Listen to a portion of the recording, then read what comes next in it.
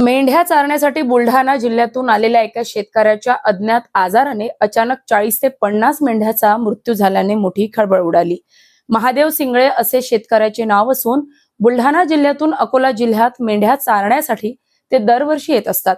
यावर्षी ते अकोल्याच्या पातूर तालुक्यात आले असताना तांदळी शिवारात त्यांचा मुक्काम होता।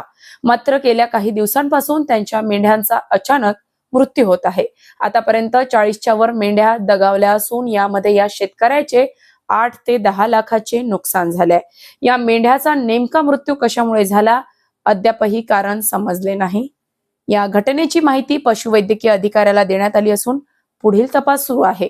मात्र डॉक्टरांचा अहवाल आल्यानंतरच याचे कारण पुढे येणार आहे। मेंढ्याच्या या अचानक मृत्यूमुळे परिसरात मोठी भीती पसरली आहे। देव शिंगाळे बोलतो। मेंढपाळ माझ्या मेंढ्या मी शिरल्याहून इकडे तांदळीला आणल्या। तांदळीला येत असतानाच पुढे तांदळीला आल्यावर इथं मुक्काम केला शिवलाल पाटला शेतात। तर रस्त्याने येत असतानाच त्या मेंढ्याला काय झालं काय नाही अचानकच मरणं सुरू झाल्या।